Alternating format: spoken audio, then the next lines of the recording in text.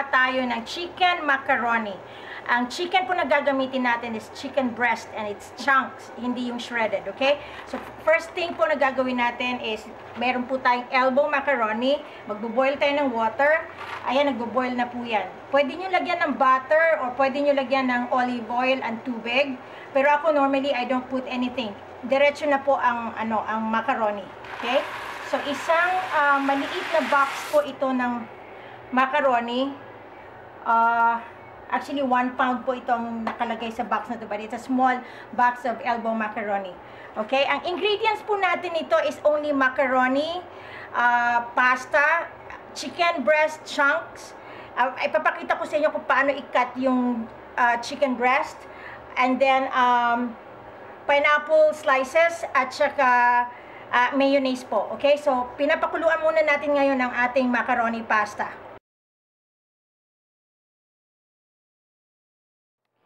Okay, ito po yung pag-cut ng natin. So, right now, mayroon po tayong pineapple slices.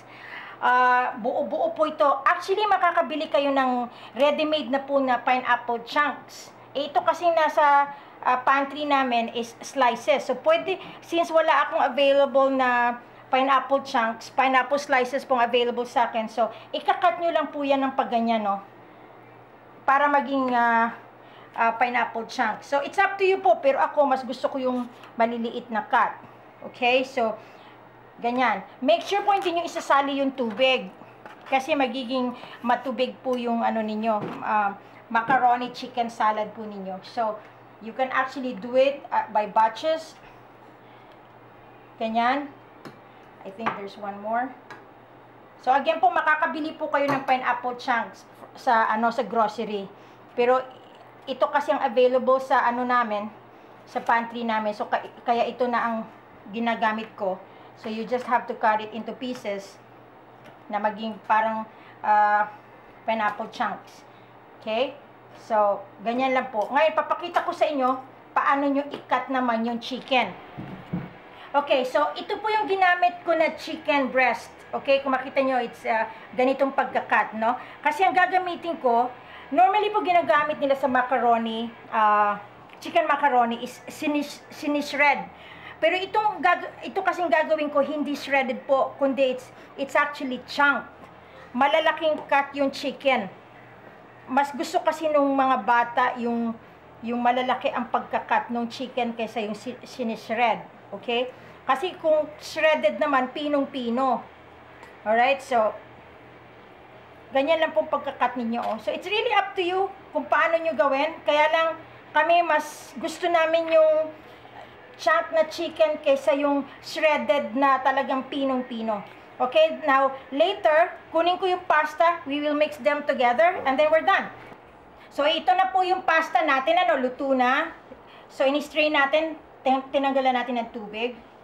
So, kayo na po bahala sa texture ng pasta. Of course, kailangan luto. Okay, ito na po lalagyan natin ng mayonnaise, Ang ginagamit ko na po na mayo is real mayonnaise po. 100% mayonnaise. So, imimix natin ng mayo dyan sa pasta, sa macaroni pasta. Remember, meron na po tayong chicken chunks breast with this. Okay, so mayo lang po ito. Ngayon, pagkatapos po nito, pwede natin siya lagyan ng salt or pepper kung gusto po ninyo. In fact, lalagyan ko pa po ito ng konting brown sugar. The reason nilalagyan ko po ng brown sugar, optional po ito. Nilalagyan ko siya ng brown sugar kasi ang mga anak namin, mas mahilig lang yung parang lasang matamis. Okay, after that, lalagay natin ng ating pineapple chunks. Pwede nyo rin po ito lagyan. Of course, most of the people, nilalagyan po nila ito ng sweet pickles. Okay? Yung relish or yung maliliit na cut. Ako, hindi ko nilalagyan ng pickles kasi yung mga bata ayaw po ng may pickles. Pero again, you can put pickles on this. Put a little sugar. Brown sugar kung gusto po ninyong ng medyo matamis. I think that's it. Huwag niyo pong kakalimutan magpa-subscribe po kayo sa ating YouTube channel, Mga Lutong Pinoy po. Thank you so much at mabuhay po kayong lahat.